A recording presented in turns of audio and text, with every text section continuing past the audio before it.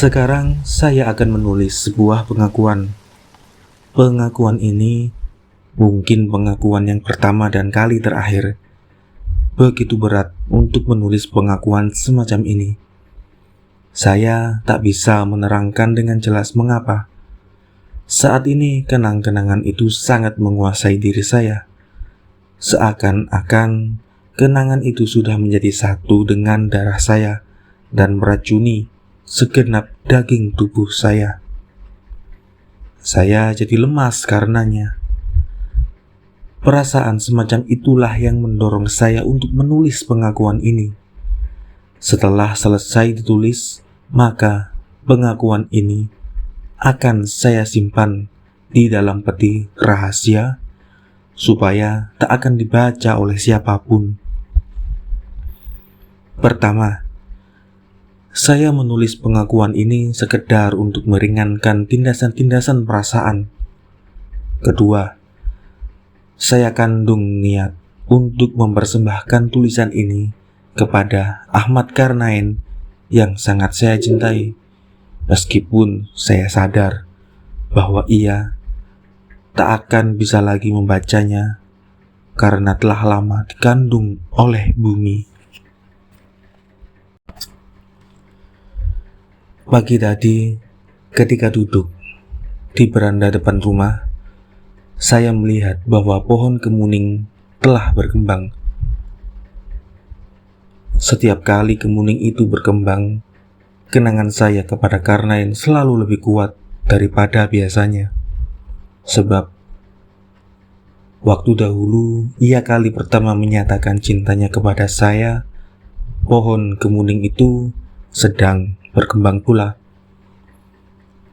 Kemudian ketika tengah asyik memandangi bunga-bunga yang penuh kenangan-kenangan itu, saya dengar suara burung mencicit-cicit.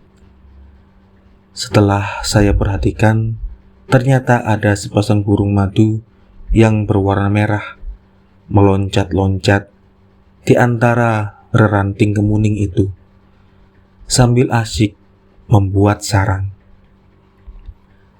Demi melihat semuanya itu, darah saya berdesir lebih keras dan saya merasa lemas, tak berdaya.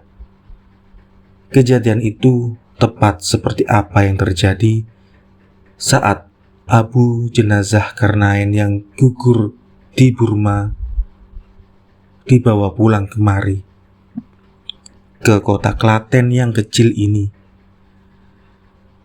Saya jadi menangis mengenangkan hal itu. Kemudian setiap detik dari hari ini saya tak bisa melepaskan diri dari kenangan-kenangan kepada Karnain. Sekarang saya sudah jadi perawan tua. Umur saya sudah 33 tahun. Dahulu, sewaktu kali pertama berjumpa dengan Karnain, umur saya masih 17 tahun. Masih mengenakan rok dan masih biasa suka dolan-dolan dengan teman-teman gadis yang lain. Dan Karnain, bagaimana cara saya akan memberi gambaran tentangnya? Bagi saya ia sangat luar biasa. Caranya berjalan seperti pemuda bebas yang penuh kegembiraan dalam hidup. Rambutnya sangat hitam, begitu pula alisnya. Ia tidak begitu tinggi, tetapi juga tidak pendek. Kalau ia memasuki ambang pintu rumah, kira-kira ia lebih rendah 1,5 jengkal dari puncaknya. Perawakannya seperti seorang yang suka olahraga. Ia suka tersenyum dan pandai melucu. Ia mempunyai sangat banyak dongeng dan teka-teki. Apabila tertawa, suaranya keras sekali. Ia terkenal sebagai pemain sepak bola dan temannya banyak sekali, baik teman laki-laki maupun teman perempuan. Namun pada akhir-akhirnya ia paling banyak bergaul dengan teman-teman gadis kelompokku. Kalau kami sekelompok sedang ramai rujaan, kadang-kadang ia tiba-tiba saja datang bersama satu atau dua orang temannya dan ikut menyerang rujak kami tanpa kami persilakan terlebih dahulu. Kami senang saja melihat kelakuannya itu. Bagi kami gadis-gadis, ia memang sangat menyenangkan. Teman-teman saya banyak yang senang kepadanya. Kalau ia sedang bersama-sama dengan kami, selalu ada-ada saja ceritanya. Saya selalu senang memperhatikan ia bicara dari balik punggung seorang teman. Ia selalu mengejek saya dengan mengatakan bahwa saya sangat pemalu. Kadang-kadang ia memandangi saya lama-lama, terang-terangan. Perbuatannya itu menyebabkan saya berdebar-debar tidak karuan. Kemudian saya selalu menyembunyikan diri di balik punggung salah seorang teman saya. Kalau saya sudah mulai malu-malu begitu, ia akan mulai melucu dan mencari perhatian saya dengan jalan lain yang mokal-mokal. Saya selalu merasa lucu karena perbuatannya itu. Saya tak pernah bisa menahan tawa, tapi juga tidak pernah berani menunjukkan muka saya kepadanya. Dan kalau sudah keterlaluan sekali, saya akan lari ke dalam rumah dan tak mau keluar-keluar lagi, menutup diri sambil mengenang bagaimana lucunya ia, serta bagaimana menyenangkannya dirinya itu. Pada suatu hari, sewaktu kami sekelompok sedang dolan-dolan bersepeda ke sebuah tempat tamasya, seorang teman berkata bahwa Karnain pernah berkata kepadanya secara terus terang bahwa ia tertarik kepada saya. Mendengar itu muka saya jadi merah dan teman-teman yang lain mulai mengejek saya serta menjodoh-jodohkan saya dengan Karnain. Saya menjadi berkeringat dengan deras, gugup, serta malu sekali. Saya membantah dan menolak untuk dijodoh-jodohkan seperti itu. Namun teman-teman saya tidak juga menghentikan ejekan mereka. Akhirnya karena tidak kuasa menahan ejekan mereka lagi, dengan serta-merta saya memutar haluan sepeda dan pulang dengan tidak mengindahkan teriakan teman-teman yang memanggil saya supaya kembali. Sejak saat itu, saya selalu menjauhi Karnain. Saya tidak marah kepadanya, tapi kalau berjumpa dengannya, saya merasa berdebar-debar dan malu sekali. Kadang-kadang saya juga suka memperhatikannya secara sembunyi-sembunyi. Dan betapa malunya saya jika rupa-rupanya ia tahu dirinya sedang saya perhatikan. Maka kalau ia lalu mulai membalas memperhatikan saya akan menjauhkan diri sejauh-jauhnya. Sebelum itu saya memang senang ngomong-ngomong dengannya. Namun setelah saya dijodoh-jodohkan oleh teman-teman dengannya, saya lalu mulai gelisah kalau diajaknya ngomong. Kalimat saya selalu pendek-pendek sambil muka saya selalu menunduk. Oleh karena itulah, ia menyangka bahwa saya marah kepadanya. Dan kalau ia bertanya, apakah saya marah kepadanya, serta kenapa saya tiba-tiba bersikap aneh, saya bingung menjawab, dan akhirnya melarikan diri. Tentu saja saya tidak marah kepadanya. Bagaimana sebenarnya perasaan saya terhadapnya? Bagaimana? Berat mengatakannya. Sukar untuk menerangkan dengan tepat. Saya bingung. Saya berdebar-debar. Saya tak bisa menguasai diri lagi. Dan saya tak bisa mengatakan itu kepadanya. Saya hanya bisa lari. Lama-lama rupanya Karnain merasa jengkel dengan sikap saya itu. Ia pun menghentikan sikap yang selalu mendekati saya itu. Bahkan kelihatannya ia pun menjauhi saya. Kalau kebetulan berada bersama kelompok kami, ia tak memperhatikan saya lagi. Ia selalu ramai dengan gadis-gadis yang lain. Lebih-lebih, ia seolah-olah menjadi sangat rapat dengan Endang. Dan semua orang tahu Endang memang menaruh perhatian kepada Karnain. Saya selalu menjadi sakit hati kalau Karnain terlalu memperhatikan Endang.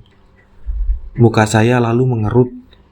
Apabila sudah demikian, terjadilah semacam ketegangan antara saya dan Karnain. Ketegangan ini tak dipermaklumkan, tapi terjadi tanpa kata-kata, dan hanya bisa dirasa begitu saja.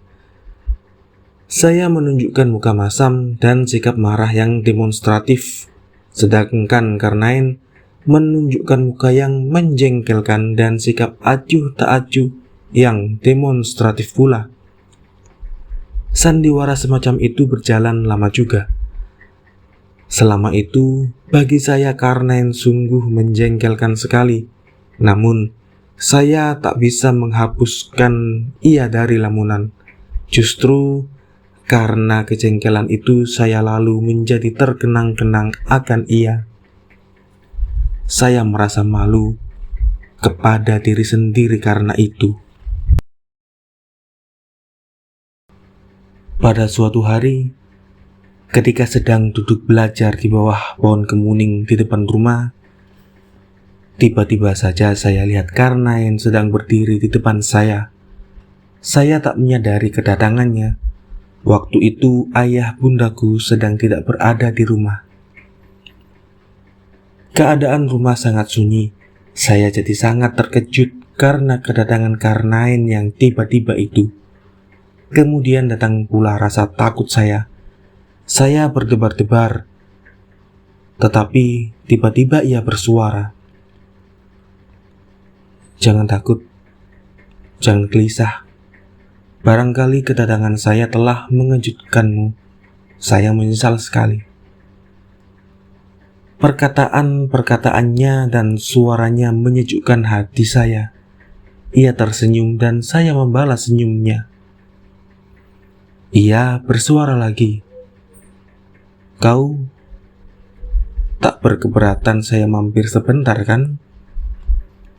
Saya tersenyum saja, tapi tak menjawab. Ia tersenyum lebih lebar dan duduk di bangku di sebelah saya. Kemudian ia bersuara lagi. "Berhari-hari saya merasa gelisah. Saya merasa bahwa sikapmu terhadap saya pada hari-hari terakhir ini sangat ganjil. Maksud saya lain dari biasanya. Saya ingin bertanya, marahkah kau kepada saya?" Saya diam saja dan menundukkan kepala. Tetapi ia lalu bertanya lagi. "Seandainya kau marah kepada saya, apakah sebabnya? Cobalah katakan apa sebabnya. Jangan diam saja begitu. Katakan terus terang kenapa kau marah. Kalau mungkin saya akan mengubah apa-apa yang menyebabkan kau marah. Nah, katakanlah kenapa kau marah." Saya tetap diam saja, tapi waktu ia mendesak terus, saya lalu berkata dengan suara yang seret, "Saya tidak marah kok." Kemudian ia bertanya, "Jadi lalu, apakah artinya segala kelakuan saya yang ganjil itu? Bagaimanakah saya bisa menerangkan hal itu kepadanya, sedangkan untuk menjelaskan kepada diri saya sendiri pun saya tidak bisa?" Saya jadi diam saja. Ia tak berhenti-hentinya bertanya tentang itu. Bahkan ia bertanya apakah saya telah benci kepadanya.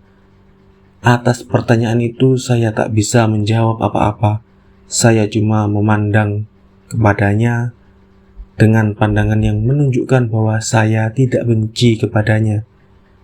Tapi rupa-rupanya ia tak mengerti arti pandang mata saya.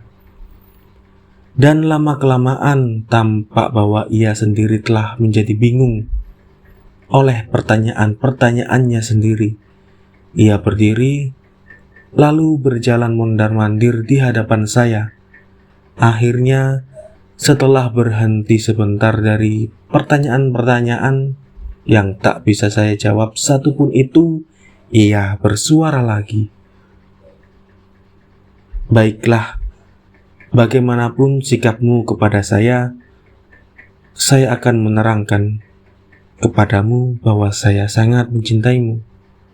Ya, ini harus saya katakan, saya sangat mencintaimu. Mendengar ini saya lalu gemetar.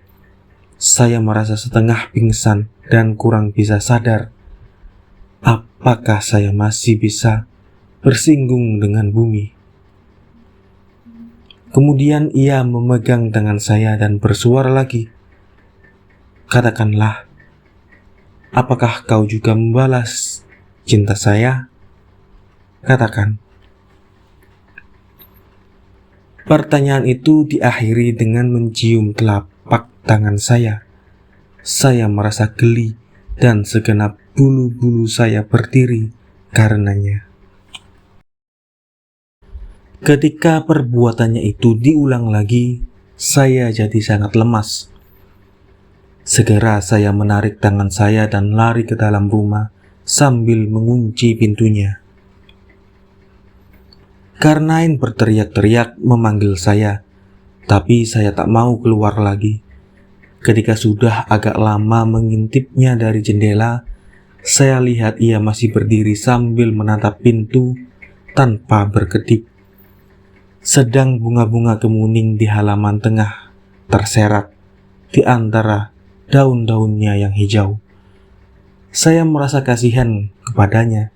Saya ingin mengatakan bahwa saya pun mencintainya. Sangat mencintainya. Dan saya merasa bahwa saya telah terangkat ke awang-awang waktu ia mencium telapak tangan saya.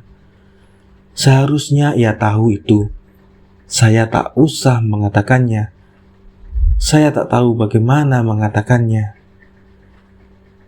Pada malam harinya di atas tempat tidur, saya terlena memikirkan apa yang terjadi di bawah kemuning sore tadi.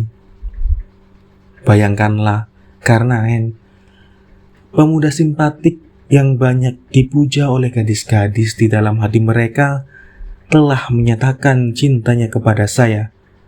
Adakah kebahagiaan yang lebih indah daripada itu? Saya belai tangan saya yang diciumnya. Saya lekatkan pada pipi dan bayangkan bahwa kamar saya penuh bunga-bunga. Ah ya, saya bayangkan segenap pohon dan rerumputan di dunia ini sedang berbunga. Langit biru seperti sutra Tiongkok dengan awan-awan seindah impian dan matahari bersinar angkuh laksana piring emas yang jelita. Kemudian saya bayangkan saya berjalan berdua dengan Karnain di sebuah padang yang sunyi dan luas. Kami berjalan sambil bergandengan seolah-olah kami raja dunia. Tiba-tiba ia menarik tangan saya dan memeluk saya. Sambil membelai rambut saya, ia berkata betapa besar cintanya kepada saya. Dan sambil merebahkan muka saya ke dadanya, saya katakan bahwa saya pun sangat mencintainya. Keesokan harinya saya berjumpa dengan Karnain sewaktu berangkat ke sekolah. Saya merasa sangat berdebar-debar dan gugup. Ia menyertai saya dan bertanya bagaimana jawaban saya atas pertanyaan kemarin. Saya sangat gelisah karena ia berjalan menyertai saya. Saya malu kepada teman-teman, dan saya tak bisa menjawab pertanyaannya. Kemudian saya berlari meninggalkannya, mengejar teman-teman saya yang berjalan di depan dan menyertai mereka.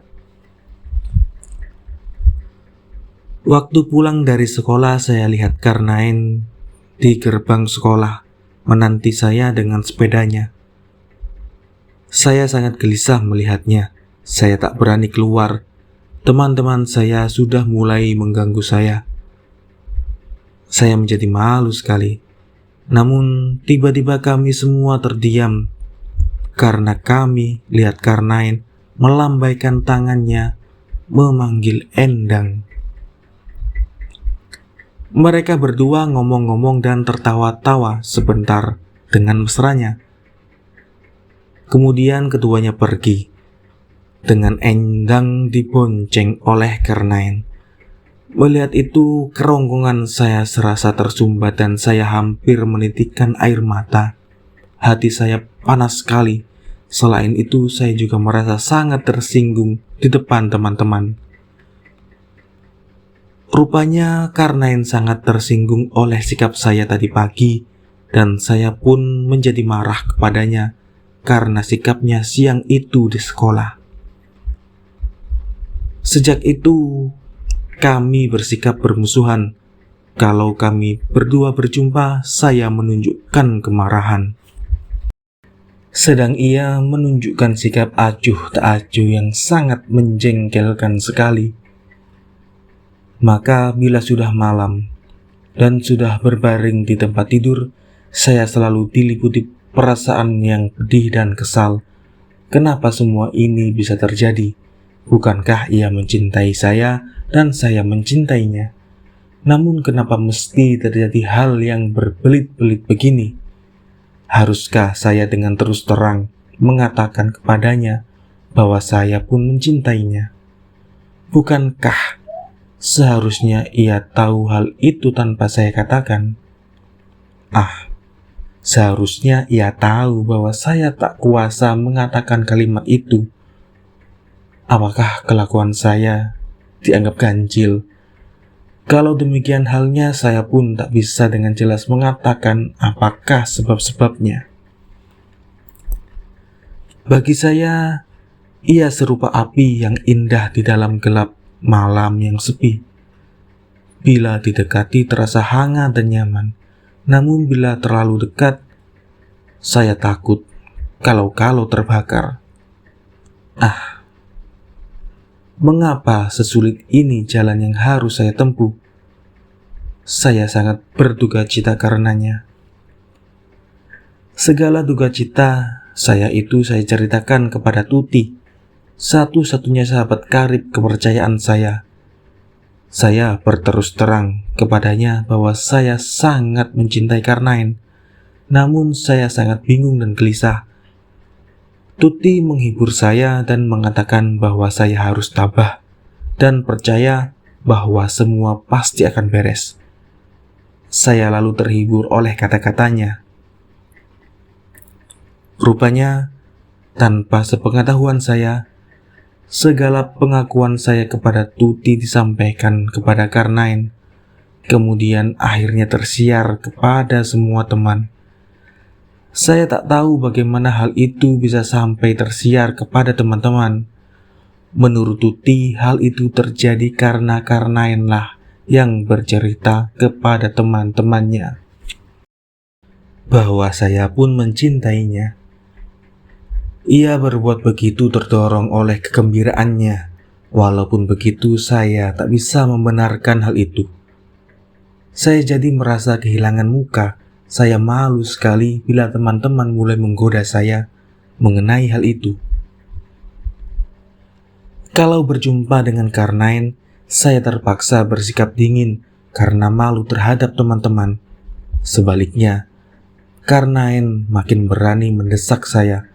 Semuanya lalu jadi kehilangan keindahannya. Sementara itu, teman-teman makin banyak yang mengganggu saya. Saya betul-betul kehilangan muka sekarang.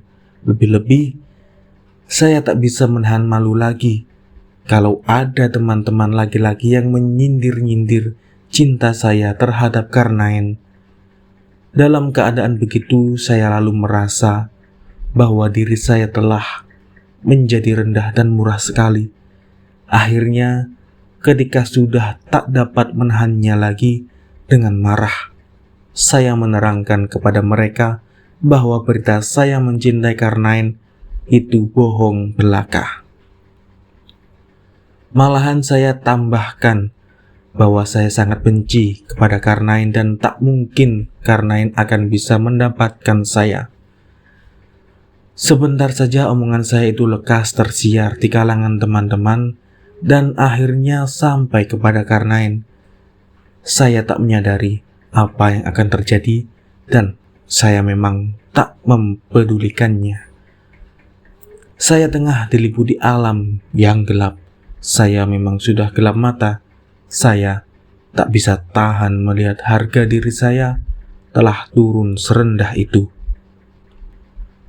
3 hari sesudah peristiwa itu, Karnain datang ke rumah mencari saya. Tapi saya tak mau menemuinya. Saya minta kepada ibu untuk mengatakan kepadanya bahwa saya tidak ada di rumah. Walaupun begitu, saya merasa bahwa Karnain tahu tipuan saya itu. Keesokan harinya, waktu keluar dari gerbang rumah untuk berangkat ke sekolah, saya jumpai Karnain sudah menghadang saya di sana. Saya terkejut dan takut, tapi ia lalu berkata dengan suara yang serak, "Kau tak usah takut atau terkejut. Saya tak akan mengganggumu. Saya cuma akan berkata begini, kau ini kejam. Saya mencintaimu dengan segenap kesucian yang ada pada saya. Saya berusaha mencintaimu dengan jujur dan terbuka, tapi kau mempermainkan saya. Seandainya kau tak mencintai saya, kenapa kau tak mengatakan hal itu waktu saya pertama kali menyatakan cinta saya? Seandainya kau berterus terang dengan berkata bahwa kau tak mencintai saya, tentu saya pun tak akan sakit hati dan akan mengundurkan diri dengan rela. Tapi rupanya kau ingin mempermainkan saya. Kau tak mencintai saya, tapi tak mau melepaskan saya. Kau ingin dipuja. Kau beri saya harapan sedikit supaya saya tetap memujamu. Tapi sebenarnya harapan itu cuma palsu belaka. Kau mempermainkan perasaan orang, itu dosa. Sekali waktu, kau pasti akan mendapat balasannya. Kau katakan kepada Tuti, kau pun membalas cinta saya. Saya sangat girang karenanya dan kabarkan kegirangan saya kepada teman-teman karib saya. Tapi rupa-rupanya perkataanmu itu hanya harapan palsu. Kau tak ragu-ragu untuk mempermalukan saya di depan teman-teman saya. Bagi laki-laki, kehormatan dan harga diri itu sangat penting. Tapi harga diri dan kehormatan saya itu telah kau injak-injak. Saya tak bisa memaafkanmu lagi. Besok saya berangkat ke Jakarta. Saya akan meninggalkan Klaten untuk selama-lamanya. Saya sudah kehilangan muka di sini. Saya akan masuk Heiho. Barangkali kita tak akan berjumpa lagi. Untuk terakhir kalinya saya katakan, saya tetap mencintaimu. Saya tak mungkin melupakanmu. Tapi saya tak bisa memaafkanmu. Bagi saya kau ini duri dalam daging yang selalu menyiksa. Tapi saya mencintaimu. Sesudah itu ia terus pergi begitu saja Segala kata-katanya saya dengarkan dengan air mata berlinang-linang. Sulit untuk melukiskan bagaimana perasaan saya waktu itu. Saya merasa seolah-olah ada sebuah pisau belati tertancap di dada saya. Saya ingin berlutut dan mencium kakinya, tapi tak kuasa. Saya linglung, saya menangis, dan saya merasa remuk di dalam. Waktu ia pergi, saya hampir tak kuasa berdiri lagi. Saya tak bisa melihat dengan jelas sosok tubuhnya waktu ia melangkah pergi, karena mata saya digenangi air mata yang deras. Alangkah ngerinya, seakan-akan ia pergi ke dalam kabut. Sebuah pemandangan yang remang-remang memisahkan saya darinya. Hari itu saya tak kuasa pergi ke sekolah. Saya menyuruh bujang saya memanggil Tuti. Dengan menangis saya katakan kepada Tuti bahwa Karnain akan pergi, bahwa ia telah salah paham akan sikap saya, dan bahwa saya sekarang bingung sekali. Sekarang saya merasa malu, berdosa, dan tak berdaya.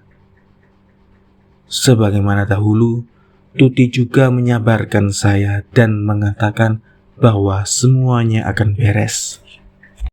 Waktu pulang, ia meyakinkan saya agar saya tak boleh putus harapan. Namun, apa yang terjadi? Keesokan harinya, Karnain tetap juga pergi ke Jakarta. Tuti mengatakan bahwa waktu ia menerangkan segala sesuatunya kepada Karnain, lelaki itu hanya diam dan enggan menjawab sepatah kata pun. Ia rupa-rupanya tak bisa mempercayai saya lagi. Rupa-rupanya lukanya terlalu dalam sehingga saya tak bisa diampuninya.